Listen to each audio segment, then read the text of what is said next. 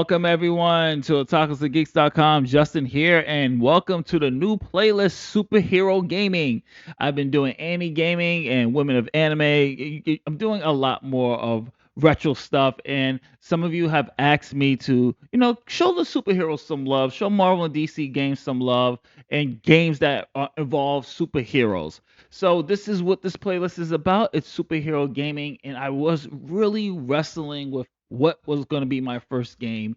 And I felt that this particular series of games would be a great start. So today we're going to be talking about the Spider-Man Sam Raimi trilogy of games. And for those who don't know, the Raimi trilogy was developed by Activision, and it helped define the superhero gaming in the early 2000s. For us, this was monumental for us back in the days. For those who are new, whose first superhero game might be the Marvel Spider-Man franchise, this is where the bones were picked from that when it comes to how we play our Spider-Man games, because each installment in the Raimi trilogy brought a new gameplay mechanic, visual upgrades, and story elements that really reflect the changing landscape of the time of gaming tech and in video game storytelling. So we're gonna dive into each game, talk about their unique contributions, the evolution of the gameplay mechanics in these Spider-Man games, and how it really did define what we know as Spider-Man games today.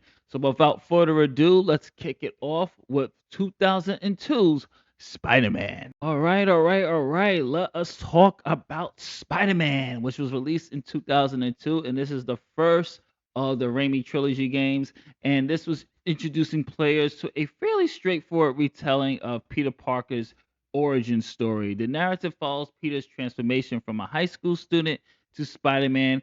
In the beginning of the game, they did a really good job, I feel, of really mirroring the emotional beats of the movie, especially when Peter is hunting for Uncle Ben's killer. This is a Peter that's vengeful. This is a Peter who's angry. This is a Peter who's not pulling his punches. A nice wink to No Way Home reference there. But they also, like any video game movie based off any video game based off a movie, I should say, they have to expand it. Otherwise, this game would have probably just took us 2 hours to beat. And they add an expansion with villains such as Vulture, Shocker, and Scorpion, but they did it in a way to tie it all to Oscorp and what Norman Osborn was trying to do with his tech. So at least with the Scorpion aspect, it made sense of why they kind of cross paths in this. I will have to say this though, when it comes to the story, and when you play the trilogy, you're gonna see that plans definitely change because, spoiler alert, in the end of this game, Mary Jane finds out that Peter is Spider-Man. In the end of Spider-Man 2 game, Mary Jane finds out that Peter is Spider-Man. So and they also have a secret character that you can play that's kind of post game, which I'll get into the gameplay. So I will have to say this: while this is a trilogy, I will have to say that this is more of a standalone, non-canon because of the ending and certain things that were introduced in this game that did not carry over to Spider-Man 2 and Spider-Man 3. So while the game does capture the core feel of the Raimi films, when it comes to the character development and emotional depth, it basically is not there compared to Spider-Man 2 and even Spider-Man 3. We'll get to 3 later on in this video, but I will have to say this: story wise, I thought they did a really good job with it, at least in the early beginnings of it, in the way they were able to expand Shocker, Scorpion, and the Vulture and include them in the whole Norman Osborn scheme. I thought they did a really good job with it. It's a pretty solid story. I feel that still holds up to this day. But now let's talk about the gameplay of Spider-Man. All right, let's talk about the gameplay, shall we? So, if you're noticing from the gameplay, you can see that this is a little bit different and it's a far cry from Spider-Man 2 and Spider-Man 3. That's because this game was still heavily inspired by Neversoft's 2000 Spider-Man games for the PlayStation. Though this version introduced a greater sense of verticality, Spider-Man could swing across New York City, yes, though there were still some notable limitations. Webs did not attach to buildings, and it looks like at times Spider Man is swinging from the sky, which sometimes broke the immersion. The combat mechanics were basic, emphasizing button mashing combos, web based attacks, and stealth elements that hinted at a more complex system to come. The game's platforming had indoor level designs, were rigid, and presented players with a relatively linear experience.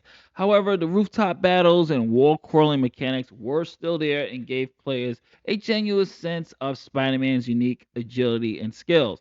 And I would have to say that this was mainly uh think of this as the groundwork of what's to come. Yes, they had spider sense, but it wasn't really the spider sense as we know it today. There were elements in here where you had to use your webbing to get people safe, get people from safe locations, webbing up pipes, putting out fires, and things of that nature. There were still people that you had to save, but this was more of a level to level type of game compared to the open world aesthetics that we know the Spider-Man games today. We'll get to that when it comes to part 2. But what this game did offer you is a little bit more of, I would say, customization, because as you progress through the game, you're able to unlock new move sets and skins. When you beat the game, there's various skins that you can unlock, which I thought was pretty cool for you to play as the characters that you encounter. There's a Shocker skin he can wear. There's also the ability to play the Green Goblin, which I can now talk about because once you beat the game on hard, you're able to unlock Harry Osborn. He kind of has his own mini story on playing as the Green Goblin, trying to figure out what his dad was up to. But this is what I was talking about when it came to the continuity of this particular game. Why I view this more as a standalone, as opposed to a complete trilogy, because they had elements like this in here that didn't carry over to the next Raimi set of games. And I did like the gameplay and just playing it to this day. And as you can see, this is my all footage here. Is my gameplay footage. So that seeing elements of this here and playing it over again, I really see that this particular one, gameplay wise, didn't age well, or it takes a while to get back to it, especially playing Marvel Spider-Man so much and then getting back into the early 2000s way of swinging and the way the wall crawling was. It was a fun game. It still holds up, but like I said, some of the mechanics kind of don't really hold up till this day, but it's still a fun game to play with all the levels that you get. I really enjoyed this gameplay, but like I said, this is just the groundwork to what's to come later on. So let's talk a little bit about those graphics. So I will have to say this when it comes to the graphics of this. I like the graphics in this one very much. I thought the character models really closely resemble the film's cast. The environments, though somewhat sparse, were designed to capture New York's skyline. Like I said, you don't go ground level here. You're literally in the rooftops in the sky all the time. But for the most part, it does capture Manhattan, or at least I would say what they envision Manhattan to be. There's obviously a lot of limitations here, and it does have some really cool color palettes, even though it looks a little bit vivid. But I would have to say Spider-Man's classic red and blue suit looks great.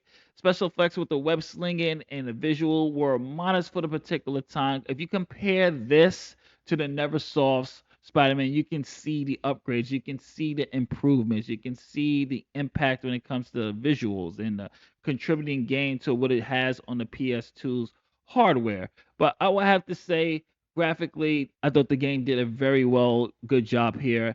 And let's talk about some of those performances here, because Tobey Maguire and Willem Dafoe return to lend their voices for the game.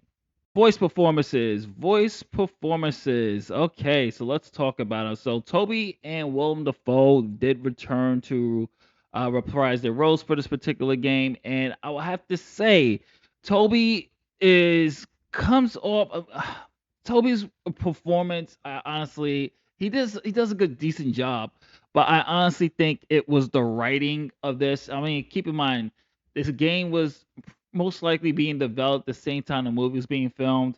So to be doing the movie and then having to do the game as well, I can feel that he was probably tired and lacked the energy, or kind of phoned it in. Not saying that he did, but you could see. the more passionate performances in Spider-Man 2 and in Spider-Man 3.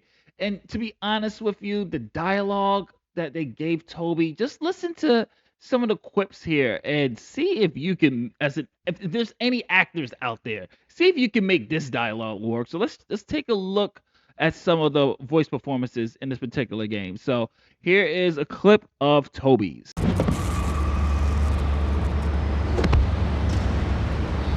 So you must be Quilt Man, Padded Pete, Mr. Triple Ply? Oh, I've got it. The cushion. I'm the Shocker. I tell you not to forget it, but you won't be around long enough to worry about that. Now say goodbye to Mr. Innocent Bystander, sucker. Yeah, so we gotta cut Toby some slack for that, because it's hard to make something like Quilt Man or the Cushion sound funny and quippy and believable. So Toby did his best for what the script was allowing him to do and what he was given. I too would be like, really, Quilt Man, the Cushion, this is what y'all find funny? This is what y'all think the kids is gonna like? So we're gonna give Toby some slack here. And trust me, he gives a way better performance in Spider-Man 2 and Spider-Man 3 games. But the standout performance, hands down, is Willem Dafoe. Man, did he bring it. I couldn't tell the difference from anything. Like, there is just this energy. He is Norman Osborn. He is the embodiment of Norman Osborn. I can't see anyone else really just claiming that Norman Osborn besides him. And even in the gaming world, he knocks it out of the park, folks. So let's take a look a little bit of Willem Dafoe's performance. Fire me! I built this company! How dare they!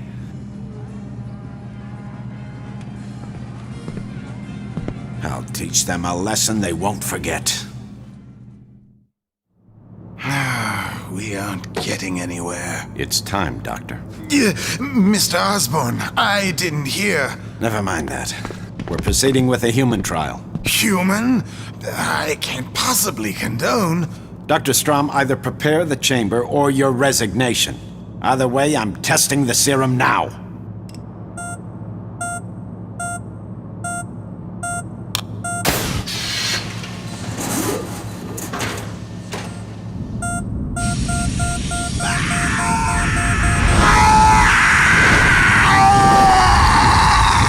Mr. Osborn, are you all right?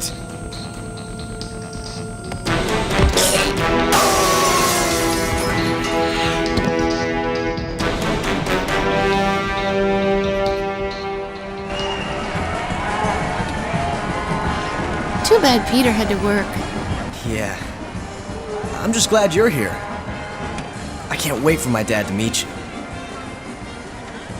Oh, Harry.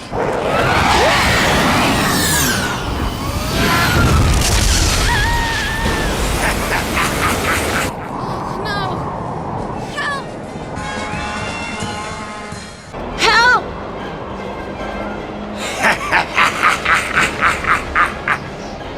It's never easy, is it? Who are you? No, wait. Let me guess. The Emerald Elf? Me? I'm just a concerned citizen helping to clean up our fair city. So the performances, absolutely chef's kiss. Really good job by Willem Dafoe. Really good job by Tobey Maguire, minus the little cringy, horrible script of quips that he had to do. I wouldn't, like I said, I wouldn't want to do the Cushion and Quilt Man either.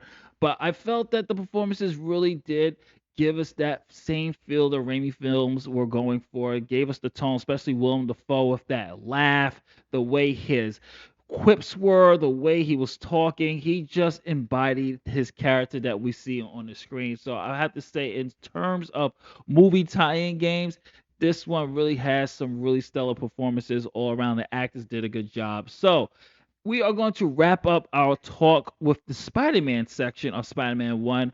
And while it was not as groundbreaking as the next installment is, it did set the foundations. Like I said, it laid the groundwork for what was to come for Activision Spider-Man games. And it really is the catalyst of what is to come. So without further ado, let's talk about the big one, the one that really changed the game for superhero gaming, and just this just comparing it is night and day, folks. So let us talk about Spider-Man 2.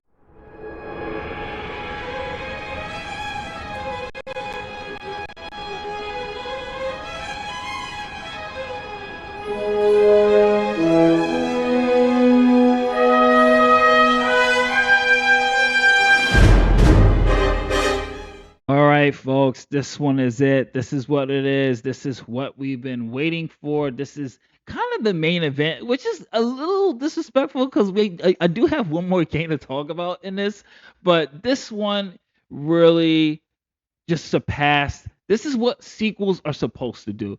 Surpass its predecessor, add on, introduce. But this one, this particular game, if there's one word I have to describe this particular game, innovative. For this time in 2004, you got to remember with the Spider-Man games that we got, the video game movie tie-in games that we got. This one right here, till this day, I still feel like it's the definitive Spider-Man game at this particular time. Of course, Marvel Spider-Man took the bones of this, the concepts of this, and ran with it and just made it another juggernaut beast that it is. But for this game and the limitations of the hardware of the Xbox, the GameCube, and the PS2, what they were able to do with this, folks, is just absolutely amazing. We are talking Spider-Man 2 here, folks, the WrestleMania, the Super Bowl, the standing bearer at this particular time of what superhero games was going to be and what it should be. There would be a game that also innovated and made it its own and really became a standard bearer of superhero games, but they're on the DC side of things. We'll get to the bat later, but let's talk about Spider-Man 2. Let's talk a little bit about the story here. And just like a movie tie-in game, this one is loosely following the plot of Sam Raimi's Spider-Man 2. This time we are weaved into the world of Peter Parker as he's trying to balance being Spider-Man and dealing with his relationships in our brand new antagonist, Dr. Otto Octavius, aka Doc Ock. And it wouldn't be a video game movie tie-in without a little bit of creative expansion. So this time we also have Mysterio and Rhino joining the roster with some returnable, notable characters as well. And we also have the appearance of Black Cat and her missions as well. So let's talk a little bit about the gameplay here, and then we'll talk about the graphics and of course the performances. So let's talk about the gameplay. All right, it's time to talk about the gameplay because there's a lot to unpack. There is a lot to do in Spider-Man 2. Now let us talk first. If you remember what we just finished talking about, Spider-Man 1, which was more of a level based, more linear type of an experience, Spider-Man 2 changed the entire game and changed the entire landscape for superhero games to come. Before, of course, the Bat came and changed the way we fight in superhero games. But this right here in 2004, I want everybody to think about something. Think about the consoles that we had back then: PlayStation 2, Xbox, and GameCube.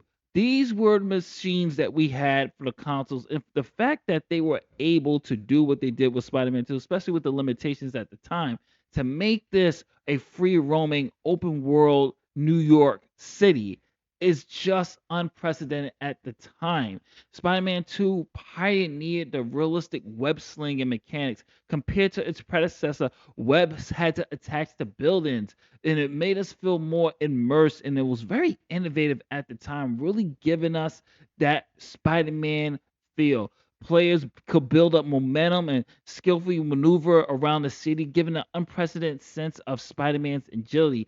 And speaking of Spider Sense was actually used here in this mechanic for combat, which as well, which gave Peter a little bit more time to block and get more stronger attacks. The combat was refined in this one. While it offered more variety of combos, web-based attacks, and aerial maneuvers, it still was simple, but the updates made the fights feel more dynamic, allowing us to dispatch enemies in more fluidity and style. And not to mention the side missions.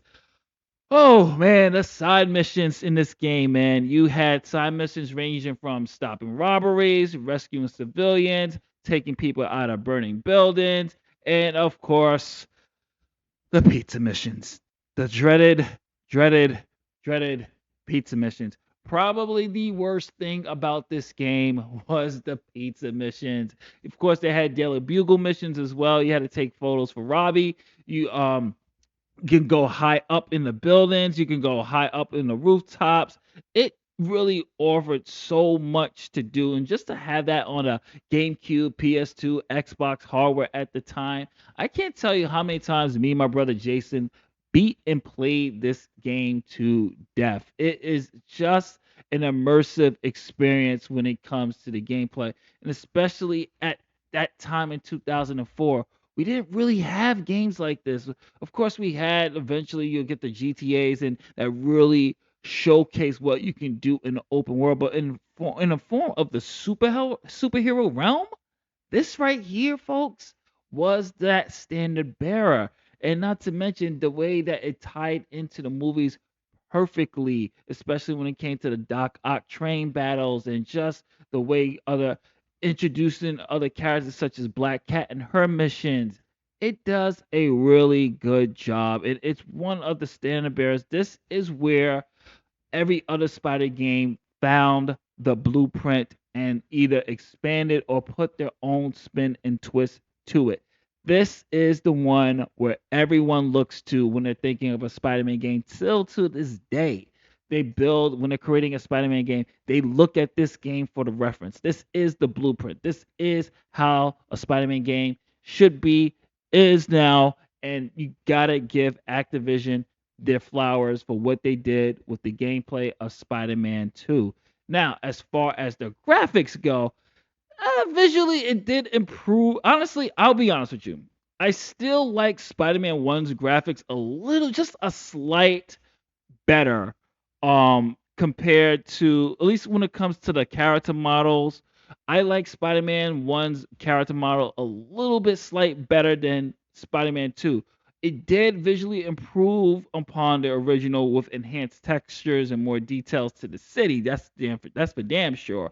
And some of the character models like MJ, they look great, but it's still limited in hardware at the time, and the sheer scale and replicating Manhattan's major landmarks felt revolutionary at the time. I mean, you could go to the Statue of Liberty. There's some really good lightning effects, and especially during the sunset and nighttime web swinging, it does look gorgeous for the time that it was. But I will still give the more colorful, vibrant colors from Spider-Man 1. I just preferred that look better. And I felt like the character models were a little bit bigger, but keep in mind that was a more of a linear experience as opposed to the open world experience that we got here. But graphically, I thought they did a really good job with it as well. So let's talk once again about the performances. How were the actors in this one? Isn't it beautiful, Rosie? This will be my gift to the world.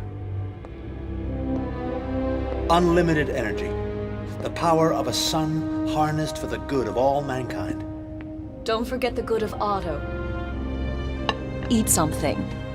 The world will still be here in half an hour.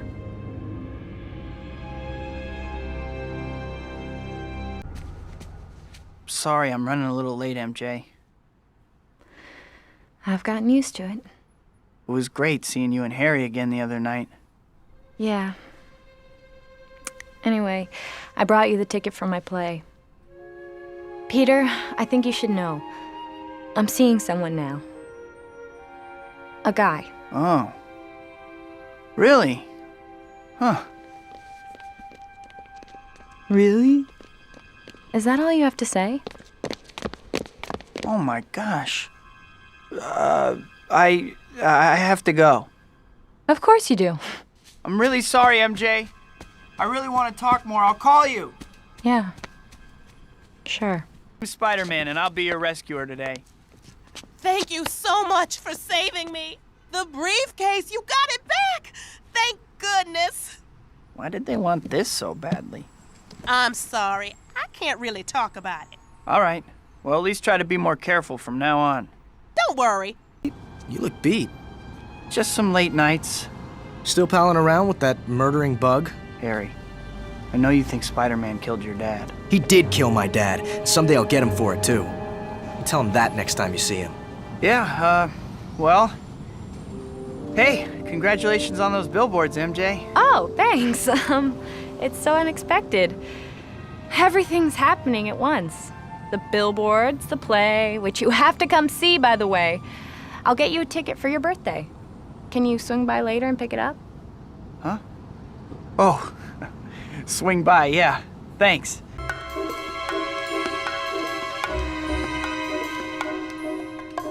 You got nice moves for a dork in tights. Are these yours? Please. Wait!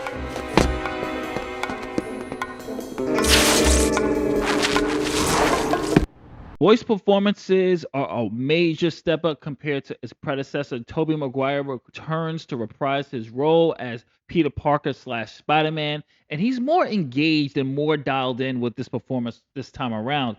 His performance really mirrors his performance in the actual movie of Spider-Man 2. Here we're dealing with a Peter Parker that is struggling with the duality of being Peter Parker and the responsibilities of being Spider-Man, and you hear it in Tobey's voice. I would say his best performances are not just within the cutscenes, but as you're playing and swinging in the game. He's reflecting on events that's taking place in the game, such as the meeting with him and Harry, as you saw a little brief cutscene there. After the scene, he's swinging, and you can feel his regret of not being there for his friends, that he's always Spider-Man, that he's missing so much out of life. And Toby really brings it home in his performance, and I thought he did a really great job.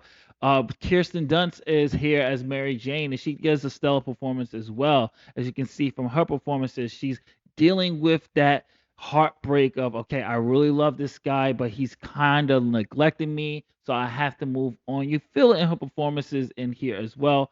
Alfred Molina, once again, just like Willem Dafoe, steals the show as Doc Ock. I don't know, something about these villains, guys. They just really bring home the performances in here, and him as Doc Ock was just absolutely phenomenal.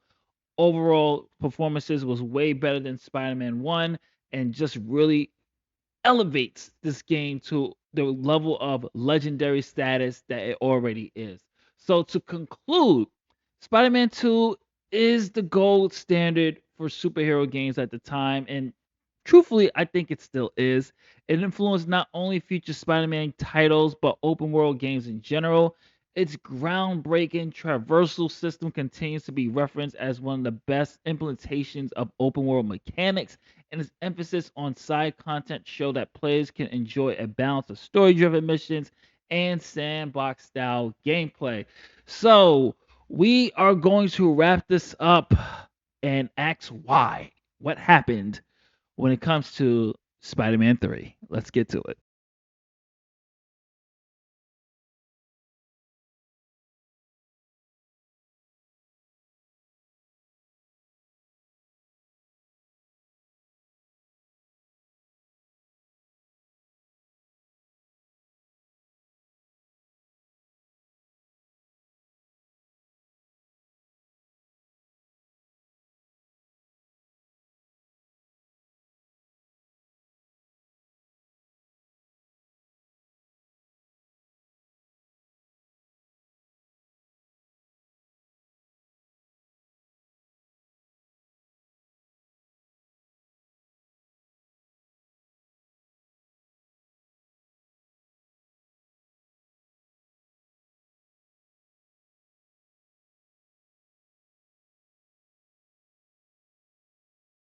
Okay, let's talk about the gameplay here. So, building on Spider-Man 2's brilliant, legendary, innovative open world mechanics, Spider-Man 3 set out to further expand the sandbox.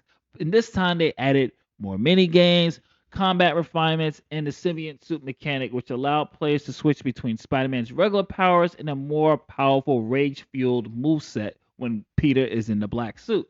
Combat was further fleshed out with new combos and finishes, though critics at the time and gamers at the time felt that the controls were a bit unwieldy compared to its predecessor and less polished. Not to mention, the highlight still remains the traversal main, the highlight, although some players felt that the addition of quick time events and missions really limited the freedom that we had in Spider-Man 2. And Lord, this is 2007, so this is the time, folks, where quick time events was a thing. Lord, I don't get it at this time, and I still didn't get it to this day. Just replaying a little bit of this game, man, the quick time events in this is heavy, heavy, and then like it's used a lot. And if you're not someone who's quick with the quick time event, you're gonna be doing it a lot, and you're gonna be dying a lot. However, I would say the game side missions and collectibles were pretty good. I mean, we had, like I said, we had the lizard, we had Morbius. Side missions were really good, and it gave you more reasons to explore the city. Gameplay wise, I will say the combo. I did like the new combo features. It was a little bit more easier to block and counter, and I did like the way the fluidity was starting to show a little bit. But like we said earlier, the mechanics and some of the quick time events, it just didn't feel that good. Spider-Man 3 was on the Xbox 360 graphics wise. We're talking about now, folks. It was on the Xbox 360 and PlayStation 3, and it gave us a little bit more of a realistic New York City. The textures were sharper, character models. Yeah. I'm sorry, character models weren't that great. It really wasn't. It doesn't hold up to this day. I mean, look at those eyes. Look at those eyes. What is that? Anyway, it did bring a little bit more realism to it, but there was so much performance issues from frame drops, popping textures when you were swinging. It really hampered the experience. And larger battles and high-speed web slinging sequences, the frame rate would just drop, and it was just like, how? How was it because it was the next gen consoles at the time, and they didn't have much time to refine it and time to do what they were doing? Was it because they were hampered by this being a movie tie-in? I'm still trying to figure out what happened with this game. So yeah, it graphically, it really, honestly, I feel still Spider-Man 1 and Spider-Man 2 graphically, yes, the textures were a little bit more sharper. The city was a little more crisper, but like I said, the pop in with the graphics and the frame rate drops, it wasn't a really fun experience compared to the other two games. Now, let's talk those performances, shall we? Everything's ready, Mr. Carlisle. Light it up.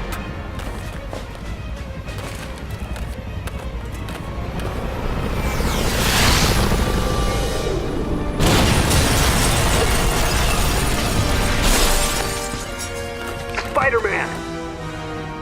No autographs, please. Fasten your seatbelt. It's gonna be a bumpy ride. Thanks for flying Air Spidey. Just another day in the life of your friendly neighborhood Spider-Man. Lately, things have been going my way. I got the girl, and New York finally likes me. Not that there aren't problems. Like this new guy, Eddie Brock at the Daily Bugle. He's really starting to get on my nerves. And Harry, my best friend, won't talk to me.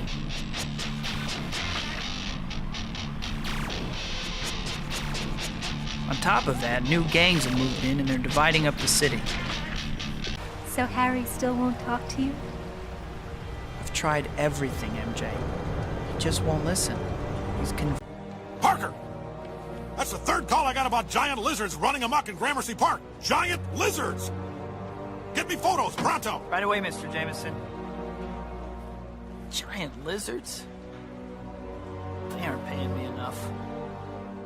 Performances. Tobey Maguire reprises his role for the last time in the video game realm as Peter Parker / Spider-Man, and he gives a similar performance as what he did in the movie. This particular time, his performance is a little bit more subdued, like similar to the first outing as him as Spider-Man in the gaming world, but this one is more reflecting those inner struggles of forgiveness and what is really echoed throughout the movie. And I feel like he did a pretty good job for what he was able to do and what he was working with in terms of script. Topher Grace, who many viewed as not really Eddie Brock, gives the same performance that he does in the movie. I don't really view him as Eddie Brock. He's kind of like a opposite of Peter Parker. That's what they were really going for, to see if what Peter's life would be if he chose a different path or did things a certain way. And Topher's performance reflects that. Of course, James Franco lends his voice as well, finally, and he does a really good job as Harry Osborn. Kirsten Dunst returns as well, does a good job as Mary Jane. Thomas Hayden Church really nails it as the Sandman. Like, the performances are very similar to their film counterparts, but however, of course, we all know who is the standout here, who gives out all the energy, who steals the show every time he's on screen. J.K. Simmons as Jameson nails it 100%. Best performance in the game. Heck, best performance besides Willem Dafoe and Alfred Molina. J.K. is right up there with the performances in this particular game. So, Spider-Man 3, while it was ambitious, it's a mixed bag, folks. It had decent visuals without, of course, the graphical clippings and frame rate drops. It would have been pretty damn stellar, but performance issues really hamper it down, and the less cohesive storyline really hurt the game. And it didn't receive the same critical praise as Spider-Man 2, but it did continue to push the boundaries of what superhero games could be and what it could achieve in the open world setting. So to wrap this up, the Raimi trilogy of Spider-Man games each represent a step in the evolution of superhero gaming. Spider-Man 2 2002 laid the groundwork and the foundation.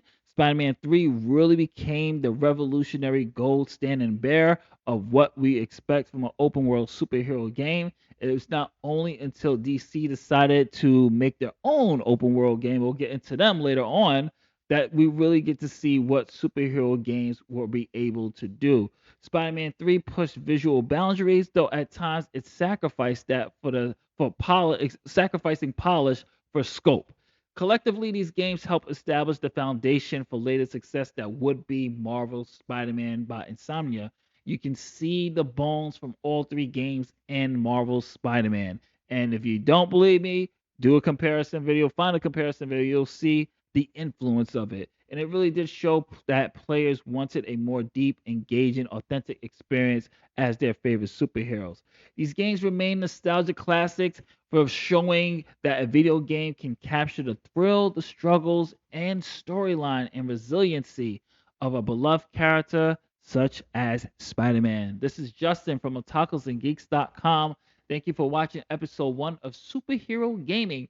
Which Spider-Man game that was presented to you here today is your favorite? Is it Spider-Man 1? Is it Spider-Man 2? Is it Spider-Man 3? Comment below, let me know. And which one did you hate the most? And what did you think of the Raimi films? Let's discuss it in the comment section. Of course, it's always a healthy discussion, folks. I want to thank you all for your engagement. If you like what we do here, don't forget to hit that like button. And hopefully we earned your subscription. So please hit the subscription if you like what we do here. Anime Gaming will be coming back. I'm working on a whole bunch of new crop of anime games. So stay tuned for that. But episode 2 of Superhero Gaming, we are going to be injecting ourselves with the Mutant X gene as we talk X-Men Legends 1 and 2. I'll catch you on the next one, my friends. Thank you for all your support. Peace, love, and happiness to you all. Later days.